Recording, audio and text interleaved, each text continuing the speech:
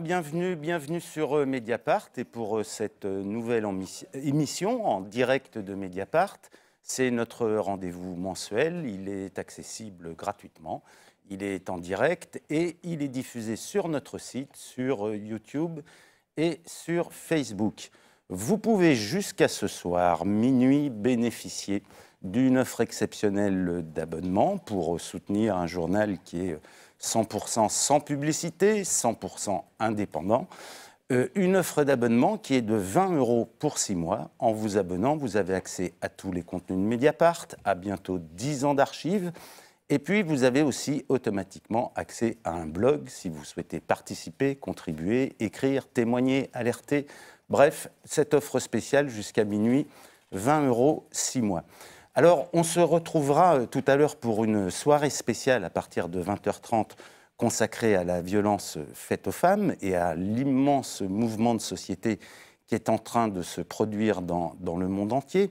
Je veux juste avant cela vous signaler notre prochain rendez-vous. Ça sera le mercredi 22 novembre et nous recevrons pour une soirée spéciale le Premier ministre Édouard Philippe. Alors, d'une certaine manière, ce débat avec Édouard Philippe va commencer dès maintenant, puisqu'on a choisi pour cette première heure, jusqu'à 19h, de parler du premier budget Macron. La loi de finances 2017 est en train d'être adoptée par le Parlement. Elle vient s'inscrire dans ce qu'on a appelé la stratégie du choc, référence à un livre fameux de Naomi Klein. Elle s'inscrit après les ordonnances qui ont bouleversé le droit du travail, avant l'assurance chômage, grande réforme promise pour le printemps. Et donc ce premier budget Macron de l'année 2017 nous permet de voir maintenant, avec un panorama assez large sur l'ensemble de ces réformes sociales et économiques, quels sont les véritables choix du nouveau pouvoir. Alors pour en parler, on va en parler avec Martine Orange de Mediapart. Bonsoir Martine. On va en parler avec Romaric Gaudin qui a également suivi de très près l'élaboration de ce budget et vous pouvez retrouver sur Mediapart l'intégralité de ces articles et l'intégralité de notre dossier sur la politique économique du gouvernement et tout particulièrement sur ce budget. Et puis nous avons invité Mathieu Plane. Bonsoir, vous êtes économiste à l'OFCE. Et également Christopher Dumbick. Bonsoir, vous êtes, chef économiste à la Saxo Bank. Alors, ce budget 2017, il s'inscrit dans un contexte particulier, qui est un contexte mondial, contexte qui nous a été pour partie rappelé depuis le début de la semaine avec cette vaste enquête de plusieurs titres européens, dont notre confrère Le Monde, ce qu'on appelle les Paradise Papers, qui sont une suite à beaucoup d'enquêtes qui avaient déjà été publiées sur les LuxLeaks. Nous avions publié il y a quelques mois les Malta Files, qui nous racontaient comment Malte était une sorte de paradis fiscal niché au cœur de l'Europe. Et l'Union européenne vient justement aujourd'hui d'ouvrir une enquête à ce sujet. Il y a un article de Yann Philippin que vous pouvez découvrir sur notre site. Alors, les Paradise Papers nous racontent évidemment l'ampleur de l'évasion ou à tout le moins de l'optimisation fiscale. Et c'est bien dans ce contexte et avec cet élément qui est aujourd'hui l'évasion, au cœur du système d'une économie monde financiarisée. On évalue, premier chiffre donné et qui est vraiment la fourchette basse, 350 milliards de dollars par an. Il y a des chiffres beaucoup plus importants, on va en parler, qui ont été donnés par des économistes comme par exemple Gabriel Zucman. Martine, tu écris un article aujourd'hui pour expliquer comment ces paradis fiscaux qui étaient censés avoir été éradiqués il y a presque une dizaine d'années, en 2009, sont toujours aussi puissants et toujours aussi intégrés dans cette économie mondiale. Oui, parce que la question des paradis fiscaux est devenue très importante avec la crise financière de 2008-2009. Et c'est à ce moment-là qu'on a commencé à poser la question. C'est à ce moment-là que le G20 a commencé à dire on va s'attaquer au problème. Donc il y a eu toute une série de mesures qui ont été prises à ce moment-là, notamment les fameuses listes noires faites par l'OCDE. Puis un certain nombre d'engagements d'échange d'informations automatiques entre les pays. finalement, on s'aperçoit que 10 ans après, on en est toujours à peu près au même point. On peut toujours donner les mêmes listes de pays. Si on parle des Bahamas, des Bermudes, des îles Vierges, de l'île de Man, de Malte, de Luxembourg, c'est exactement les mêmes, les mêmes pays et les mêmes noms que l'on citait il y a 10 ans. Mathieu Plane, cette évasion, cette optimisation fiscale à outrance, c'est des centaines de milliards de dollars qui manquent finalement en recettes fiscales pour les budgets des États. Quand vous travaillez, vous, à l'OFCE, sur la construction, sur l'évaluation et l'analyse de la construction budgétaire qui est faite, par exemple en France, avec ce premier budget Macron, vous intégrez ça dans vos réflexions? Comment vous prenez la mesure de ça? Alors, la mesure est complexe, hein. Forcément, elle est complexe parce qu'elle contourne le système fiscal classique. C'est quelque chose qui est plus structurel, en fait. C'est quelque chose qui est récurrent, donc on n'a pas des chocs nouveaux là-dessus. Ce qui est vrai, et ce qui est plutôt plus nouveau, c'est qu'effectivement, on a, avec les très grosses multinationales, les grands groupes, aujourd'hui, la difficulté de taxer là où l'activité est réalisée. On voit bien avec les GAFA, avec la question, est-ce que justement, il ne faudrait pas fiscaliser plutôt autour du chiffre d'affaires qu'autour du profit qui est effectivement délocalisable par les prix de transfert. Donc il y a toutes ces questions-là qui sont à mener et je pense que la taille critique, effectivement, est au niveau européen. Déjà, commencer au niveau européen pour justement mener une guerre, en tout cas pour lever l'impôt, en tout cas là où l'activité se fait, serait quand même déjà une bonne chose. On voit qu'il y a des mouvements quand même qui sont en train de s'opérer. Maintenant, on voit que effectivement, si on n'a pas un consentement global des pays pour arriver vers cet objectif-là, c'est très compliqué. En tout cas, il y a une réflexion à mener. Maintenant, sur un budget comme celui de 2018, effectivement, on n'est pas capable de dire quel va être le manque à gagner précis, parce qu'on aura une délocalisation de certains profits qui vont effectivement s'évader dans les paradis fiscaux. Romaric, dans ces centaines de milliards d'évasion fiscale, on entendait hier Pierre Moscovici qui promettait très rapidement une nouvelle liste des paradis fiscaux, liste qu'il voulait sévère et stricte et fortement affichée avec des sanctions à l'appui, tout en précisant dans le même temps qu'il n'y aurait pas de pays européens sur cette liste. Et là, on tombe un peu de l'armoire, puisque quand même, un certain nombre de ces paradis fiscaux sont aujourd'hui de fait en Europe. Oui, en fait, on voit bien que la Commission européenne est extrêmement ennuyée avec cette histoire de fraude fiscale, d'optimisation fiscale, puisqu'en fait, la réalité, c'est que souvent les politiques parlent d'évasion fiscale de façon générale, en mélangeant des choses qui sont légales et des choses qui ne le sont pas. Et évidemment, le problème, c'est évidemment les choses qui sont illégales, mais également beaucoup les choses qui sont légales et qui sont en fait de l'éviction de l'impôt. Et au niveau européen, le véritable problème, c'est qu'il est impossible d'obtenir une unanimité sur le sujet, puisque, évidemment, dans l'Union européenne, il y a des pays qui ont construit leur modèle économique autour, sinon de l'optimisation fiscale, parfois seulement autour de faibles taux d'imposition. Mais dans les deux cas, on est un peu dans la même logique, hein, c'est d'attirer les flux de capitaux vers ces pays, y compris des flux de capitaux quasi fictifs. On se souvient par exemple de l'Irlande qui avait eu une croissance de 26% en 2015, uniquement parce qu'il y avait eu un transfert de leasing d'avions sur les comptes irlandais. Donc c'est évidemment impossible aujourd'hui pour l'Union européenne d'agir de façon efficace au sein de l'Union européenne, qui est une zone où les capitaux évoluent librement, parce que évidemment il y a des pays qui ont des intérêts justement dans l'évasion fiscale et l'optimisation fiscale. Alors parmi ces pays, il y a les Pays-Bas, dont le Premier ministre a été aussi pendant très longtemps le président de l'Eurogroupe. Quand l'Eurogroupe, au passage, le ministre des Finances, quand au passage l'Eurogroupe tordait le cou à la Grèce.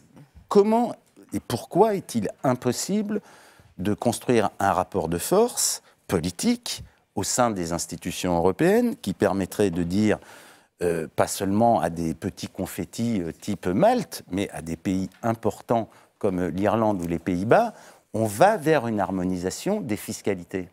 D'abord parce qu'il faut une unanimité au sein du Conseil européen pour avancer sur les questions fiscales dans l'Union européenne.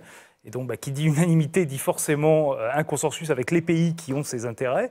Et ensuite, parce que ça fait aussi partie, d'une certaine façon, de la construction de l'Union européenne telle qu'elle s'est conçue au départ, c'est que cette optimisation fiscale, elle a comme fonction de favoriser une certaine concurrence fiscale qui est perçue comme légitime. C'est-à-dire que cette concurrence fiscale, elle doit amener à une réduction du poids de l'État parce que les États sont bureaucratiques, parce qu'il faut baisser, réduire les dépenses de l'État, parce que tout ça est perçu de façon fondamentale comme quelque chose de négatif. Et donc il faut à ce moment-là que la concurrence fiscale permette aux États de faire ces ajustements. Donc il y a quelque chose qui est aussi de l'ordre de la perception. Ce n'est pas quelque chose qui est intrinsèque à l'Union européenne, ça peut être changé, mais en tout cas, ça ne peut pas être changé avec les dirigeants qui sont aujourd'hui dans le cadre de l'Union européenne, et on le voit très bien, puisque Pierre Moscovici, qui a été ministre des Finances français, qui est commissaire européen aux questions fiscales depuis 2014, a tweeté aujourd'hui qu'il découvrait soudain, avec les Paradise Papers, l'ampleur de l'évasion fiscale. C'est évidemment une énorme blague, on ne peut pas croire ça. Christopher Dembig, vous qui êtes chef économiste à la Saxo Bank, qu'est-ce que vous voyez de tout cela ? Sur ces questions d'optimisation, de montage financier, d'ampleur. C'est une industrie lourde aujourd'hui, l'optimisation fiscale. Vous avez en fait un phénomène qui paraît assez inéluctable, en tout cas lorsqu'on travaille dans le milieu financier. Ouais. C'est un état de fait. Ce qu'on a constaté en termes d'optimisation fiscale, ou voire évasion fiscale, qu'il faut différencier, c'est qu'effectivement, depuis 2008, vous avez quand même beaucoup d'établissements européens, et je parle des grands établissements européens, qui ont décidé de réduire la voilure. Vous avez eu beaucoup d'établissements qui ont fermé leurs succursales ou filiales éventuelles dans des pays qui sont assez complaisants sur l'évasion fiscale, parce qu'il y avait un risque de réputation. Donc, grosso modo, c'était le risque soit que l'État ou le régulateur, voire parfois les actionnaires, commencent à réprimer les grandes institutions. Le problème, c'est donc pas tant sur les grandes institutions que sur les petites entités qui font soit effectivement de l'évasion fiscale, qui est vraiment qu'on peut réprimander, ou éventuellement l'optimisation fiscale, donc qui accompagne aussi toutes les GAFA, les grandes entreprises dans ce processus-là. Pardon, je vous interromps juste, mais quand même, au détour de toutes ces révélations, on retrouve quand même chaque fois au moins 3 des 5 grandes banques françaises, et je pense en particulier à BNP Paribas, qu'on retrouve à peu près systématiquement dans les montages les plus complexes. Donc quand vous dites les grandes institutions se sont désengagées, alors, on a un peu envie d'en douter. Vous avez eu un processus qui n'est pas allé jusqu'au bout. Par exemple, la plupart, à ma connaissance, des grands établissements ont fermé, par exemple, leur succursale au Panama. Mais bien sûr, on ne va pas jusqu'au bout. Ce qu'il faut comprendre, c'est que vous avez aussi une très, très forte concurrence entre le secteur dans le secteur bancaire. Dans ce domaine-là, c'est aussi une valeur ajoutée. Il faut être très, très franc avec ça. Accompagner ses clients dans le domaine de l'optimisation fiscale, donc dans le cadre de la légalité, c'est aussi une valeur ajoutée dans un secteur très concurrentiel au niveau du secteur bancaire. Après, à voir si le législateur intervient, et ça c'est d'ailleurs son rôle, et vous avez au niveau français le législateur qui essaie d'intervenir, mais le problème est effectivement le consensus européen. Quand on parle d'optimisation fiscale, aujourd'hui, même les banques françaises ou étrangères sont aujourd'hui dans la légalité. Après, bien sûr, c'est l'aspect moral qui joue, mais disons qu'on a eu un vent à cet égard en 2008, depuis c'est quand même très très vite retombé. Alors, Martine, tu citais dans ton article mis en ligne ce matin, quelques mesures, ou plutôt non-mesures, prises par le gouvernement Macron. On pense en particulier à la fameuse taxe financière qui a été abandonnée alors qu'elle était en train de se construire. C'était une taxe que le gouvernement français, Jacques Chirac, soutenait au début des années 2000. On avait réussi à amener quasiment 11 pays européens à nous suivre dans cette initiative. Et puis petit à petit, à partir de 2011, on a commencé à reculer sous la pression de Bercy, sous la pression des banques qui ont trouvé que c'était un désavantage concurrentiel, puisqu'on parle de concurrence. Et petit à petit, on a totalement sabordé cette taxe en la vidant sa substance, etc., pour l'enterrer aujourd'hui. Et finalement, il n'y a plus rien le projet a été vidé, ça a été totalement vidé, quoi. Autre mesure, tu cites un amendement qui avait été défendu par Absolument. plusieurs groupes parlementaires qui visait à faire la transparence. Absolument. Tu peux expliquer, qui finalement a été abandonné? Donc ça, c'est une mesure qui était demandée par un certain nombre de députés dans le cadre de la loi Sapin 2 Voilà. sur la transparence de la vie économique. Et qui consistait, et qui consistait précisément à demander aux grandes multinationales d'indiquer pays par pays ce qu'elles réalisaient comme chiffre d'affaires dans le pays, combien elle avait de salariés et quels étaient les bénéfices. C'est une disposition qui a été imposée aux banques dans le cadre de la surveillance bancaire au niveau européen. On a eu à ce moment-là déjà des ONG ont récupéré ces chiffres, ont obtenu des résultats assez consternants. Enfin, stupéfiant plus exactement. Je peux vous assurer que le salarié panaméen de BNP est le plus productif du monde, et parce qu'il est quasiment tout seul et il réussit à faire 200 millions de chiffre d'affaires. C'est à peu près cet ordre-là de mémoire que donnaient les reportings. Et donc, il était question de l'étendre à l'ensemble des choses. Comme ça, on aurait vu que Nike, par exemple, avec combien ils avaient de salariés, combien ils faisaient de chiffre d'affaires, combien Google a de salariés, combien il fait de chiffre d'affaires, combien Amazon a de salariés. Et cette disposition a été cassée par le Conseil constitutionnel au nom de la liberté d'entreprendre, en jugeant que ce n'était pas possible d'imposer une telle transparence aux multinationales, que ça interférait dans leur liberté d'entreprendre et aussi ça touchait le secret des affaires. C'est une décision qui est dans la jurisprudence du Conseil constitutionnel? Pas du tout, ça sort complètement de son champ.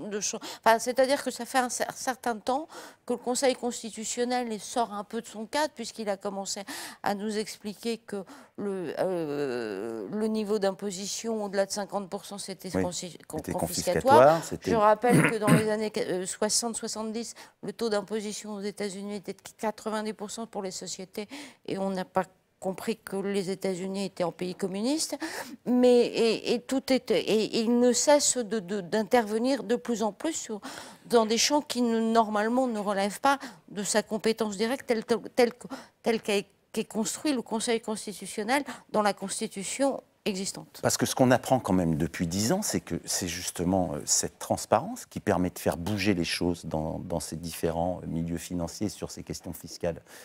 Quand on apprend que Starbucks ne paye pas d'impôts en France, bon, c'est une telle stupéfaction que, évidemment, cette transparence peut être quand même le levier principal du changement, non? Je ne sais pas, Christopher, comment...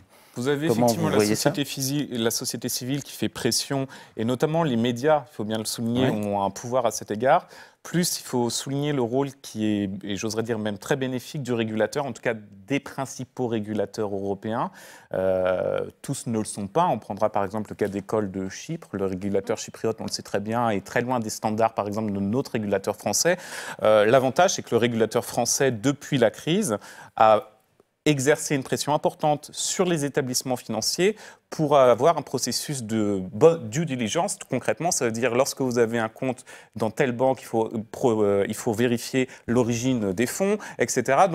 Et ça a permis de nettoyer un peu, et c'est finalement un phénomène qui est important. Le problème, c'est que vous avez un effet d'éviction. C'est-à-dire, si vous avez un client, je prends un cas d'école comme ça, mais si vous avez un client qui a reçu des pots de vin, imaginons, donc il ne va pas déposer dans son compte à Paris, mais il va peut-être aller peut-être justement à Chypre. Donc vous avez l'effet d'éviction. Ce qu'il faut, c'est une réglementation au minimum européen qui soit unifiée au niveau du régulateur. On peut appliquer, par exemple, je pense que le bon régulateur aujourd'hui, c'est quand même le régulateur français, donc on peut essayer de reproduire ce qu'il fait, mais bien évidemment, vous aurez toujours, et c'est le souci aujourd'hui en finance, vous aurez toujours des places financières qui ne sont pas strictes en termes de réglementation, où vous pouvez faire peu ou prou n'importe quoi. Ce sera peut-être moins Panama, mais nous, ce qu'on constate, c'est que ça s'oriente plutôt vers l'Asie aujourd'hui. Voilà. Singapour, Hong Kong, c'est ça. Alors, venons-en à ce fameux budget 2017, la première loi de finances du gouvernement Macron. Mathieu Plane, j'avais envie de vous poser une question. Après, on rentrera plus dans le détail de ce budget. Mais finalement, pour ce qui nous intéresse, nous, c'est est-ce que ce budget, dans sa construction, peut faire baisser le chômage? Voilà. Est-ce que c'est tel qu'il est construit, il peut relativement rapidement relancer une dynamique d'emploi dans le pays? Dans la première analyse globale que vous faites de ces équilibres, quelle serait la réponse à cette question-là? En économie, c'est toujours difficile d'identifier ce qui est lié aux mesures propres de ce qui est la trajectoire spontanée de l'économie.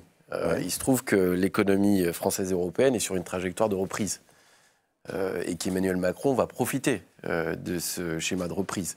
Alors, ce qui est intéressant, c'est que le budget qui va être adopté pour 2018 n'est pas un budget comme on a pu connaître par exemple début 2012 d'austérité fiscale et budgétaire très fort. C'est-à-dire qu'on n'a pas un choc budgétaire très fort qui vise à réduire les déficits. C'est-à-dire qu'on n'est pas dans une réduction du déficit à marche forcée, mais il y a énormément de transferts qui sont organisés dans ce budget. Donc ces transferts vont avoir des effets. On voit que c'est essentiellement axé sur la baisse de la fiscalité du capital notamment, qu'il y a aussi une baisse de l'impôt sur les sociétés, que par contre les mesures qui sont plus de soutien au pouvoir d'achat vont monter en charge progressivement. Mais malgré tout, il y a quand même cette trajectoire de reprise spontanée de l'économie qui fait qu'on va avoir une croissance. Nous, on prévoit 1,8% pour cette année. On devrait être un peu moins pour 2018 et légèrement plus à 1,9% pour 2019. Mais une croissance autour de, on va dire, entre 1,8 et 1,9%. Ce qui veut quand même dire que c'est une croissance qui crée des emplois. Hein. C'est surtout, quand même, il ne faut pas oublier ça, hein, c'est quand même le moteur principal, reste quand même l'activité pour créer des emplois. En revanche, on voit bien qu'il y a des contre-chocs qui vont jouer. C'est par exemple la réduction des emplois aidés, typiquement, qui vont quand même créer un effet, en tout cas au-delà même des aspects sociaux qu'on peut discuter ou d'utilité économique de ce type de dispositif. C'est vrai qu'on a une croissance qui va quand même être moins riche en emplois parce que d'abord, il y a certains dispositifs fiscaux qui arrêtent de monter en charge. Et puis, la réduction des emplois aidés fait que, par exemple, pour 2018, on devrait avoir une légère baisse du chômage. On dit que ce sera de l'ordre de 0,2 points, mais on est quand même dans l'épaisseur du trait. C'est-à-dire qu'on ne peut pas dire, on est assuré qu'on va avoir une baisse du chômage, même si on bénéficie de cette conjoncture extrêmement favorable. N'oublions pas que les périodes de reprise sont quand même souvent des périodes de reprise communes et que le budget interfère là-dessus, mais que les éléments de politique économique et fiscale ne sont pas les seuls éléments qui vont déterminer la trajectoire du chômage. Alors, vous dites, en gros, il n'y a pas de véritable choc budgétaire. On est dans des réorientations. Oui.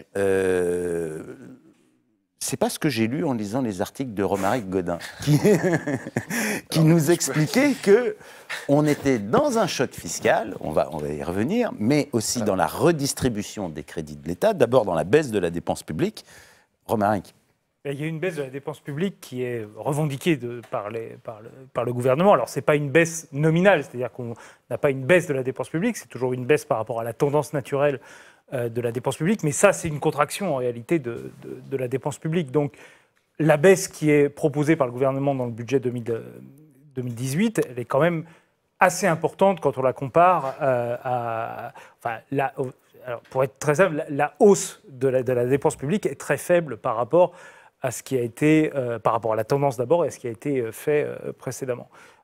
Donc il y a quand même une restriction de la dépense publique qui est assez notable. Et cette restriction, elle est notamment portée par les fonctionnaires, par le fait qu'on est dans le gel du point d'indice des fonctionnaires, que les fonctionnaires auront une compensation de la baisse, de la hausse de la CSG à minima.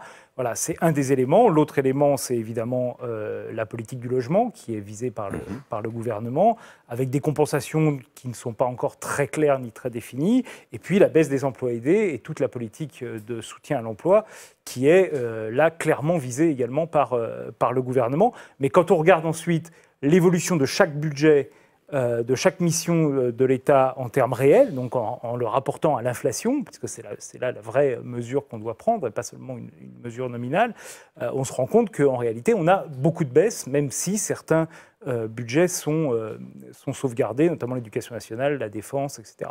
Donc il y a quand même un élément qui est important de baisse de la dépense publique en valeur relative, et puis il y a un élément également de redistribution et de valeur redistributive de l'impôt qui est... Ça, on va le voir, oui.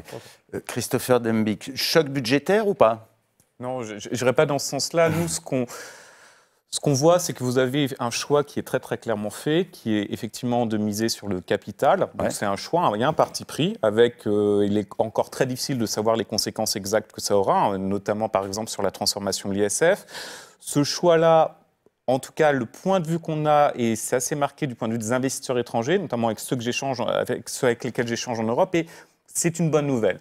J'oserais dire que même si je ne pense pas que, par exemple, la transformation de l'ISF va être un stimulateur d'emploi, ce n'est pas en tout cas ma vision des choses, mais malgré tout, c'est un signal positif envoyé aux investisseurs étrangers. Et je crois que c'est le choix aujourd'hui qui est fait par le gouvernement.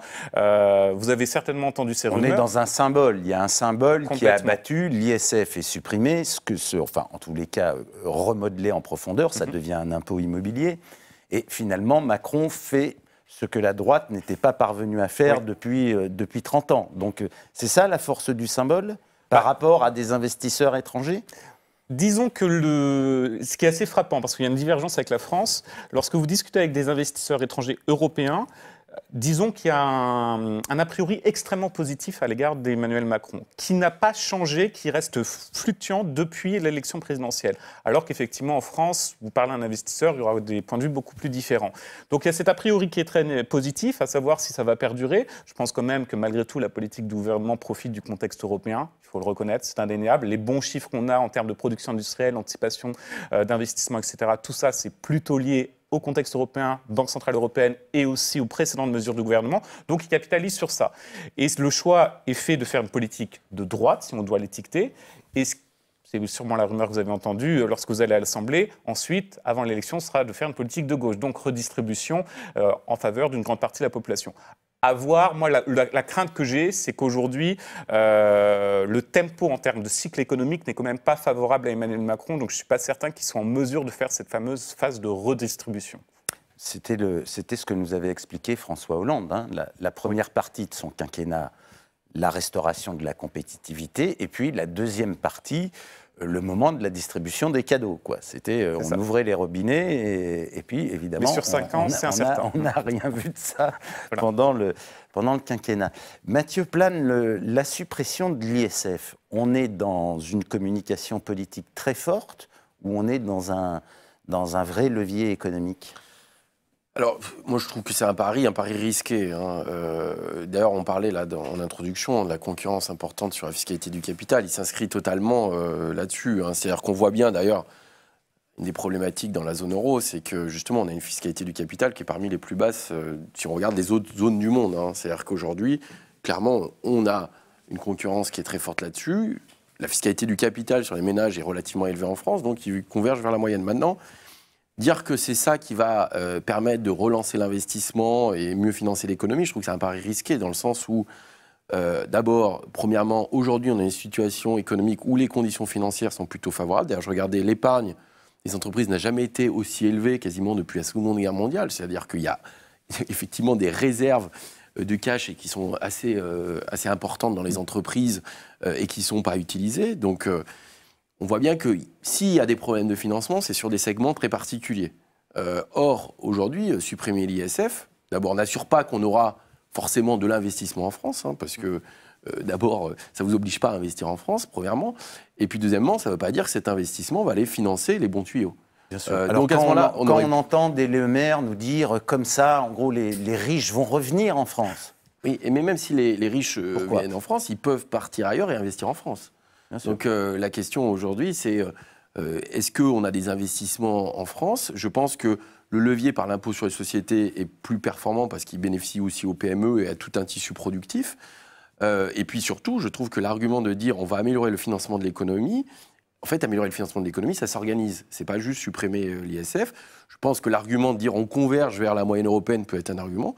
Mais en même temps, derrière ça, ça pose le problème, c'est où on arrête la limite. C'est-à-dire où on arrête la limite à partir du moment où on dit qu'il faut être plus compétitif que le voisin sur la fiscalité du capital. Donc on ne le sera jamais autant que l'Irlande, que d'autres pays. Ouais. Et donc c'est vrai qu'il y a ce problème-là qui doit être soulevé au niveau européen, qui pose la question, est-ce qu'on doit toujours réduire la fiscalité du capital ? Et tout ça financé par des réductions de dépenses publiques. Et on voit qu'on a globalement un schéma macroéconomique. Parce qu'on a beaucoup parlé donc, de la fin de l'ISF. On a moins parlé, peut-être que parce que c'est moins immédiat, c'est plus complexe à comprendre, de cette fameuse flat tax, qui est donc l'imposition sur les capitals, qui est abaissée, si je ne me trompe pas, plafonnée à 30%. Est-ce que cette mesure-là, cette flat tax, ce n'est pas une mesure beaucoup plus importante que le remodelage de l'ISF? Alors oui, elle est certainement plus importante. Disons que elle crée c'est une fiscalité allégée sur les capitales. C'est une fiscalité. Alors il faut savoir que ça existait quand même en France avant. Hein. C'est-à-dire que la nouveauté, ça a été surtout que sous le gouvernement, sous le mandat précédent de François Hollande, il a été décidé de taxer de la même façon les revenus du capital et du travail. Effectivement, là, la décision, c'est de dire on crée une distinction assez nette dans la fiscalité entre les revenus du capital et du travail. Donc, très clairement, il y a une incitation très forte sur des revenus du capital en disant, du coup, vous êtes plus attractif, etc. Mais la question est, est-ce que finalement, est-ce que c'est la fiscalité du capital qui est le vrai levier pour relancer la croissance et la productivité? C'est-à-dire, aujourd'hui, l'argument est de dire, est-ce que finalement, dans les économies, l'économie française, est-ce que le problème de la croissance ou la croissance potentielle est-il lié à un problème de fiscalité du capital, ou est-ce que c'est lié à d'autres problèmes qui sont liés à l'innovation, à l'éducation, à la recherche, aux infrastructures, un certain nombre de choses? Donc en fait, on isole un problème qui coûte quand même, en fait, qui va coûter assez cher. En plus, on prend des cas un peu particuliers qui sont effectivement le cas qui est souvent donné, qui est celui de la Suède, qui a fait ça dans les années 90, mais il y a eu plein d'événements en même temps, notamment une dévaluation, c'est un petit pays.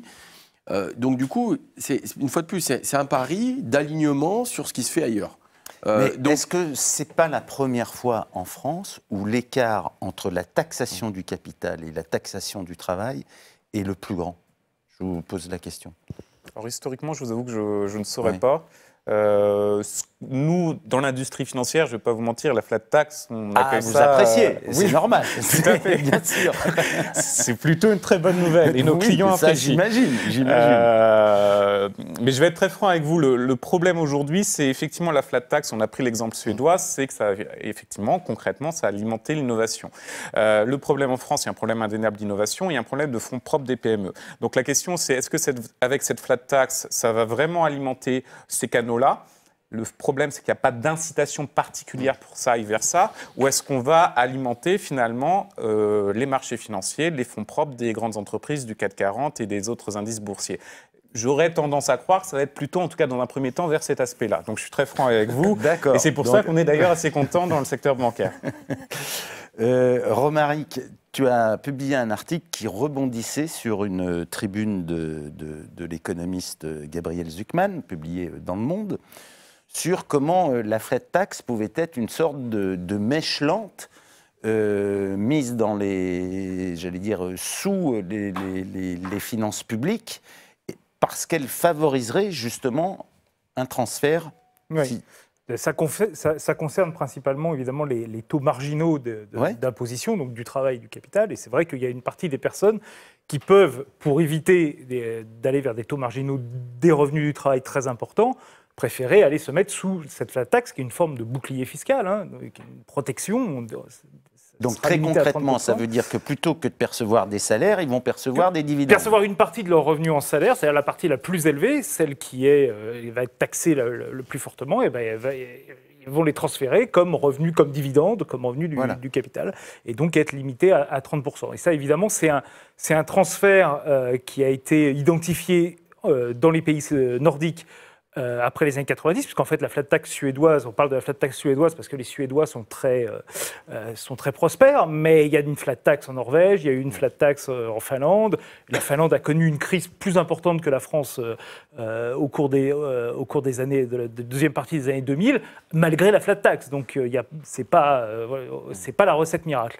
Et il se trouve que notamment en Finlande, on a vu un transfert important des revenus du travail vers les revenus du capital, alors même que dans la loi et dans la flat tax finlandaise, on avait des garde-fous. Et là, évidemment, dans le cas français, on n'a pas de garde-fous.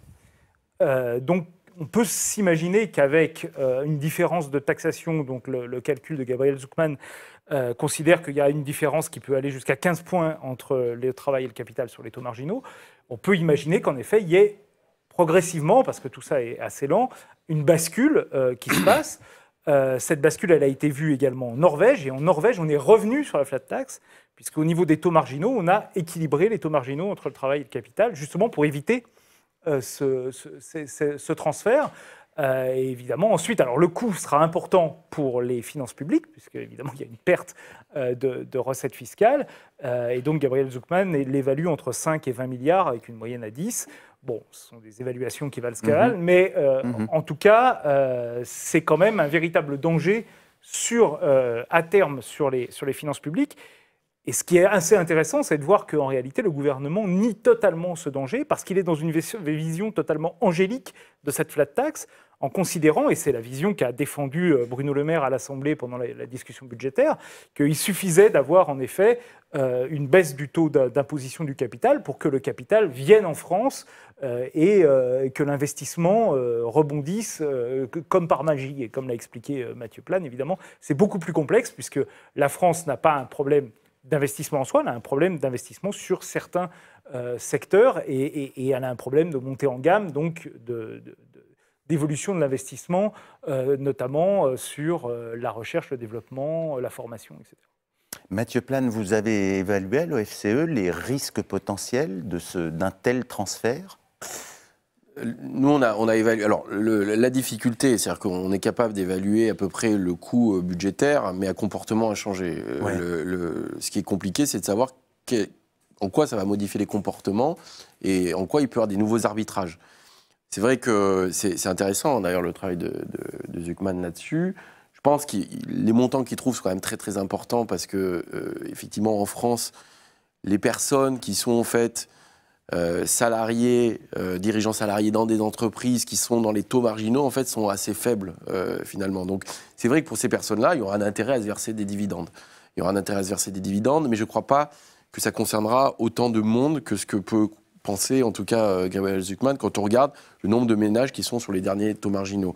Ça, c'est quand même un premier point, même si, effectivement, ce risque existe. En revanche, autre point qui est quand même intéressant, c'est que c'est vrai qu'avec la flat tax, typiquement, on voit bien que quand on baisse les cotisations, comme ce qui est proposé, les cotisations salariées, ouais, et qu'on augmente la CSG pour le financer, notamment la CSG sur les retraités, mais aussi sur le revenu du capital, en fait, les plus hauts revenus du capital vont échapper à cette hausse de CSG parce qu'elle est plafonnée. Et donc, on voit qu'on a une inégalité dans le financement. C'est-à-dire qu'une grande partie des Français, classe moyenne, mais qui ont de l'assurance vie, vont payer, l'assurance vie ou d'autres produits financiers, vont payer plus de CSG sur leurs revenus du patrimoine. En revanche, les plus hauts revenus vont y échapper à ce financement parce que vous êtes flat tax. Donc, vous avez ce genre de choses qui peut arriver, qui posent quand même un certain nombre de problèmes. Et puis, bien sûr, on parlera de la question, en tout cas, la question directe du premier tour fiscal, qui est qu'effectivement, c'est extrêmement inégalitaire dans la distribution, quoi. C'est ça. Alors, Martine, on avait écrit sous la présidence Sarkozy, donc je crois dès 2008, quand est construit, et c'est là que l'expression sort, le fameux bouclier fiscal. Absolument. Et donc, évidemment, ce bouclier fiscal était apparu comme la quintessence du sarkozysme. Aujourd'hui, finalement, le bouclier fiscal pour les catégories sociales les plus favorisées est encore plus favorable qu'il ne l'était il y a une dizaine d'années. Ah, il est beaucoup plus important dans les effets d'écart puisque là, on va sur l'ISF, on va déjà libérer 3 milliards sur la flat tax. Je ne sais pas quelles sont les évaluations, mais ça va être très important. Donc, le bouclier fiscal, dans les meilleures années de mémoire, parce que j'ai plus les chiffres en tête, mais on parlait de 1 milliard, 1,5 milliard pour l'ensemble. À l'époque Sarkozy. À l'époque Sarkozy, ouais, donc on est aujourd'hui à 3 fois plus au moins. On est au moins 3 fois plus. On est au moins 3 fois plus sur les écarts de redistribution, etc. Alors en plus, il faut voir que le bouclier fiscal, c'était quand même un dispositif qui visait à plafonner, mais qui ne remettait pas en cause la distribution. Là, ce qu'on voit vraiment avec le système tel qu'il est fait, c'est-à-dire qu'on sort du système de l'impôt progressif et qui est donc presque, on contribue selon ses moyens, quoi. Et là maintenant, c'est quel que soit, c'est un pourcentage fixe des revenus. Et on sort complètement de tout le système. Ce qui fait que l'impôt devient même dégressif pour les plus hauts revenus. Et ce qui fait qu'à partir de ce moment-là, un peu comme la TVA d'ailleurs, la TVA à 20% pour le plus riche n'a pas le même effet sur le pouvoir d'achat que la TVA pour celui qui est dans le premier décile. Et donc, à partir de ce moment-là, on change complètement de système. C'est un chiffre qui a été arraché à Bercy, tu l'avais expliqué, c'était le président socialiste de la commission des finances du Sénat qui, pendant des semaines, a harcelé Bercy pour obtenir les projections budgétaires. Et donc, le démantèlement de l'ISF et l'introduction de la flat tax, voilà ce que ça donne. Les 100 premiers contribuables à l'ISF économiseront en moyenne 582 380 €. On avait fait le compte, c'est une vie de salarié au SMIC. Hein, c'est un SMIC pendant une vie de travail, une quarantaine d'années aujourd'hui. Comment une mesure de ce type passe aussi facilement ? Je dirais, toi qui as suivi les différents débats budgétaires, Romaric, on a l'impression que ça passe comme une lettre à la poste. Ça passe pas comme une lettre à la poste dans l'opinion, mais en tout cas, dans la majorité, oui, ça passe comme une lettre à la poste, parce qu'on est dans cette croyance un peu, à mon sens, périmée, voire même complètement périmée, que, évidemment, cet argent libéré va venir s'investir dans l'économie française, et notamment dans l'appareil productif français, qui est le véritable enjeu, puisque, encore une fois, on voit une reprise de l'investissement en France, mais ce n'est pas une reprise qui encore favorise suffisamment, on va dire, l'appareil productif français.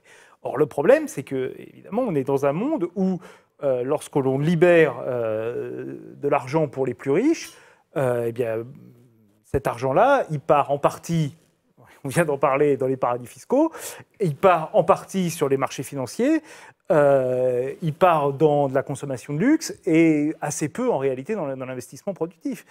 Et ça, on le sait, puisqu'on a...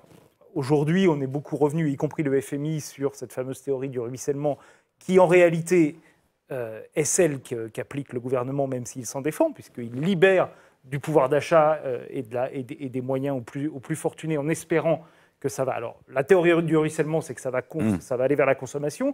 La théorie du gouvernement, c'est que ça va aller vers l'investissement productif. Mais la garantie que ça aille vers l'investissement productif n'est pas plus élevée que celle que ça aille vers l'investissement. Alors, cette théorie du ruissellement, vous qui êtes financier, est-ce que vous la constatez ?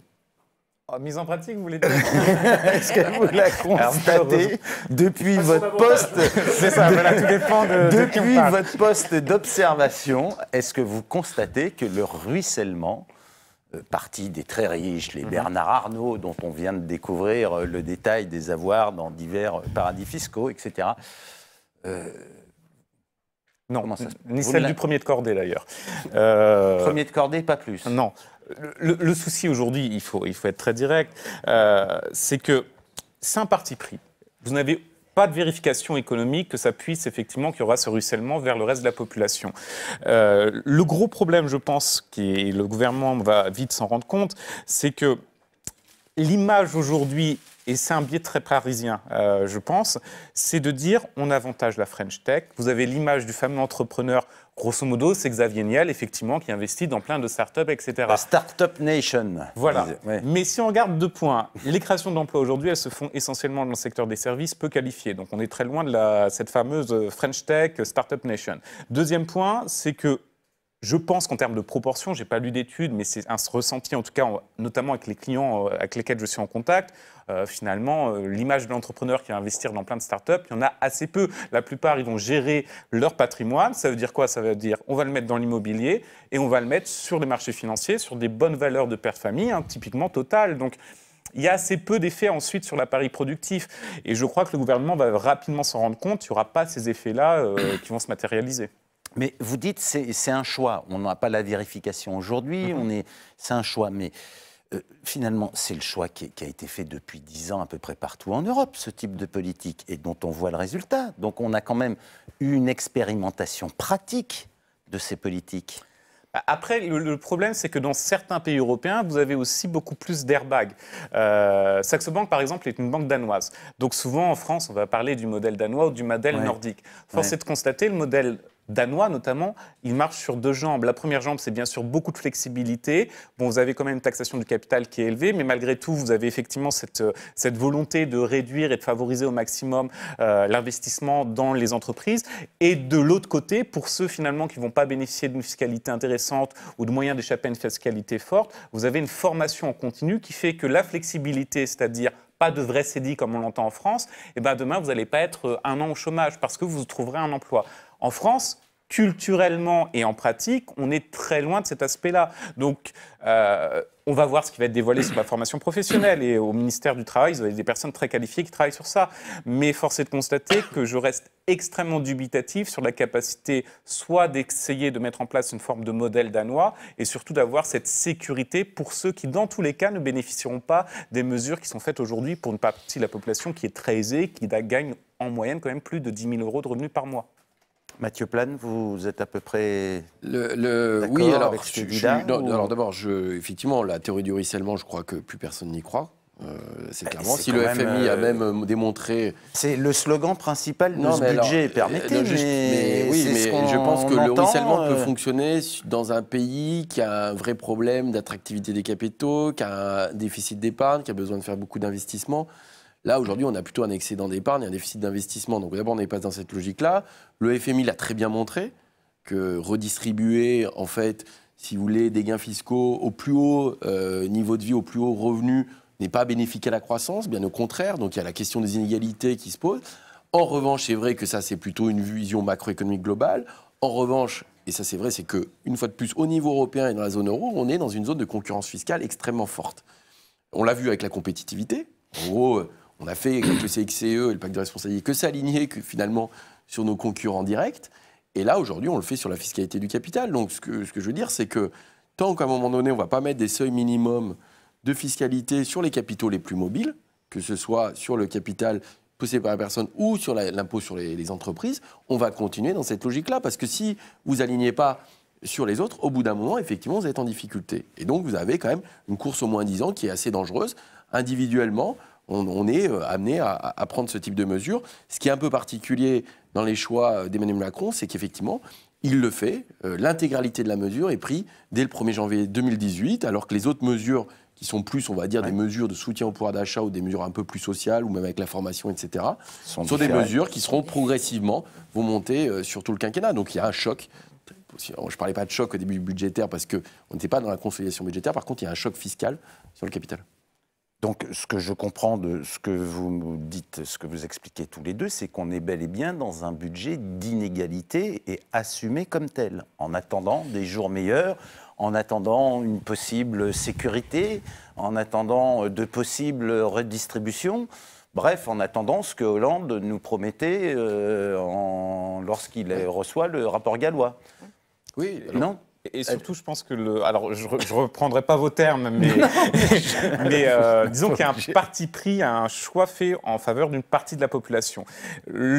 En même temps, il y a eu des mesures sociales, c'est la taxe d'habitation. Mais le problème, je ne suis pas juriste, mais on parle à quelques juristes, il y a une forte chance que les mesures sur la suppression de la taxe d'habitation soient retoquées par le Conseil constitutionnel.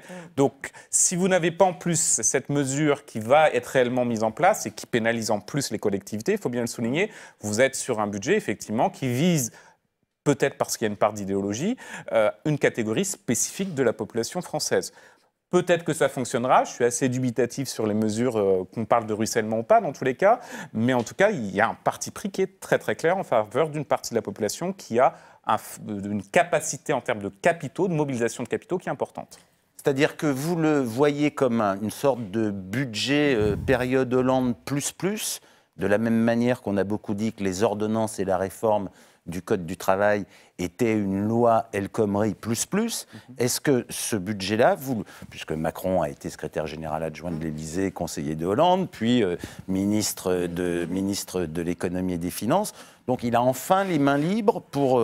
Est-ce que vous le lisez comme ça, ce budget, ou comme véritablement une autre orientation? Non, moi c'est une autre orientation, parce que je pense que Hollande, notamment les mesures sur la compétitivité, c'était bien sûr pas parfait, et vous avez d'ailleurs France Stratégie qui a publié d'excellents documents à cet égard, mais disons qu'on visait sur les entreprises. Et on sait aujourd'hui, en tout cas, il faut faire des incitations sur les entreprises, notamment PME et ETI. Là, on vise quand même une catégorie spécifique de contribuables. C'est beaucoup plus complexe et vous n'avez pas de certitude que ça puisse avoir un effet ensuite macroéconomique global. Donc, après, vous êtes bien sûr sur la volonté, et vous l'avez dit à juste titre, d'aligner au niveau européen. Simplement, la taxation sur le capital, quand on parle de contribuables, je ne suis pas sûr que ce soit le levier aujourd'hui le plus pertinent. Martine? Moi, j'aurais juste une question à vous poser. C'est pour estimer un petit peu la pertinence de cette politique, vous estimez qu'il va falloir combien de temps pour le savoir? 1 an, 18 mois, 2 ans? Je pense qu'on est sur du beaucoup plus long terme. C'est toujours très très compliqué d'avoir une vision, mais certainement, en tout cas avec certitude, à la fin du quinquennat, on aura une bonne visibilité. Mais ça veut dire aussi que les conditions économiques restent identiques, ce qui est la grosse incertitude aujourd'hui. On sait tous très bien que le risque de crise est quand même relativement élevé, parce que les États-Unis sont en reprise économique depuis très longtemps, ça ne peut pas durer éternellement. Donc ça peut aussi contrecarrer les plans du gouvernement et leur effet sur l'économie. C'est-à-dire que la fragile reprise européenne et le contexte que vous décriviez au début de notre débat plutôt favorable pourrait se retourner? Il y a toujours un risque financier. Après, je crois quand même qu'Emmanuel Macron bénéficie d'une conjoncture favorable qui n'a rien à voir avec ce qu'elle était 2012. 2012, la zone euro a failli imploser. Ouais. Rappelons la situation. Les chocs budgétaires partout en Europe, c'était du jamais vu. Et en même temps, demander faire des réformes structurelles, faire de la compétitivité. Donc, effectivement, ça ne pouvait pas tenir. On ne pouvait pas avoir de la croissance dans un tel contexte. Là, on est sur une phase de reprise où, effectivement, on fait une forme d'austérité budgétaire. Mais cette austérité budgétaire, si on doit regarder de la côté des dépenses publiques, elle est utilisée pour baisser les prélèvements. Alors après, on peut dire, effectivement, les prélèvements, on ne les baisse pas au bon endroit. Mais globalement, macroéconomiquement, on n'a pas un choc d'austérité budgétaire, de redressement des comptes publics qui est de la même équivalence. Et puis, il faut savoir que sous Hollande, les transferts fiscaux de compétitivité, globalement, ils ont été faits. Enfin, ils ont été faits. C'est-à-dire qu'il y a eu 40 milliards avec le CICE, le pacte de responsabilité. Donc, finalement, Emmanuel Macron va bénéficier de cette situation qui est en fait que la situation financière des entreprises s'est redressée, qu'il n'y a pas besoin de faire des ajustements budgétaires drastiques comme ce qu'il y a pu avoir par le passé, et que nos partenaires européens vont plutôt bien. Et donc, globalement, il va du coup bénéficier de cette conjoncture-là qui permet quand même à la fois d'avoir des créations d'emplois, d'avoir une légère baisse du chômage. Mais maintenant, oui, si les choix et les arbitrages fiscaux avaient dû être faits, peut-être que je n'aurais pas privilégié ça, et que le pari sur la fiscalité du capital est un gros pari, surtout que c'est des paris qui sont effectivement normalement à 5-10 ans. Et donc, je pense qu'il fait le choix de le faire maintenant. Maintenant, la question, elle n'est plus tellement sur la croissance. On voit un consensus des économistes très fort, mais c'est vrai que désormais, le débat, il porte beaucoup sur les questions d'inégalité, quoi. Je voulais, pour terminer ce débat, vous poser la même question à tous les deux, Christopher et Romaric. C'est est-ce que l'équilibre budgétaire et les fameux 3%, est-ce que c'est encore un véritable enjeu? On sait que ça l'est pour la Commission européenne, mais on sait aussi que la Commission européenne se trompe beaucoup.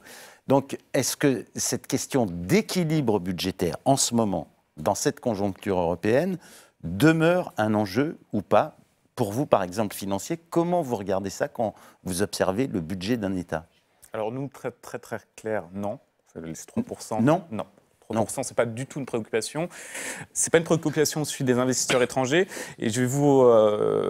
quasiment tous les 6 mois, je fais une tournée pour voir nos clients et nos investisseurs en Europe et au Moyen-Orient. Et ce qui me frappe, c'est que leur retour, c'est qu'ils me disent... Finalement, il n'y a que les Français qui discutent de ces fameux 3%. C'est un sujet franco-français et bien sûr qui est évoqué comme à la Commission européenne, indéniablement.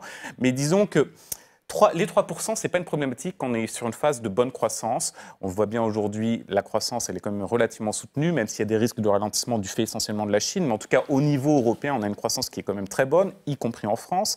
Donc la question des 3% n'est pas vraiment une problématique. Mais ici, c'est un dogme absolu. C'est l'objet exclusif de nos débats économiques. Mais c'est aberrant, parce que ce n'est pas en tout cas l'alpha et l'oméga de la bonne santé d'un État. Vous n'avez pas eu l'occasion de le dire à nos ministres, aux parlementaires ? Certains parlementaires, si. Mais je pense qu'ils étaient déjà d'accord avec moi, donc c'est ça. Évidemment, tout le monde sait que ces 3% sont complètement à la fois une aberration et voilà, mais c'est un élément symbolique en réalité, et ça, c'est un élément politique, c'est-à-dire que les 3% et l'obsession des 3% qui est portée notamment par Édouard Philippe, puisque ça a été un de ses premiers actes politiques, c'est pour ça que... une fois qu'il a été nommé, c'est en réalité l'idée que lorsque l'on sortira de la procédure de déficit excessif de l'Union européenne, la France retrouvera du poids politique en Europe. C'est cette idée-là qui détermine en réalité toute la politique budgétaire du gouvernement et le fait que voilà, on racle un peu les fonds de tiroir pour essayer d'obtenir les 2,9, les 2,6, etc. Qu'il y a eu toute une question autour de la compensation sur la taxe des dividendes qui en réalité n'était pas un problème puisque, comme l'a dit Christopher, les 3% tout le monde s'en fout, donc on aurait pu passer ça par perdre ses profits. En réalité, on ne le fait pas parce qu'on a cette obsession qui est politique, qui est cette croyance qu'une fois qu'on sera sorti de la procédure de déficit excessif, l'Allemagne nous écoutera et acceptera les réformes d'Emmanuel Macron de la zone euro. Évidemment, ça risque d'être un peu déceptif. Mathieu Plane, juste un mot, et puis après on va être obligé de terminer. Je ne suis pas sûr que ce soit une obsession que française, c'est une obsession... C'est une obsession allemande. C'est-à-dire que c'est une des règles du pacte de stabilité et qu'aujourd'hui, il y a des procédures. Effectivement, ces procédures, si elles ne sont pas respectées, on voit que ça entraîne des mécanismes d'ajustement qui sont forts.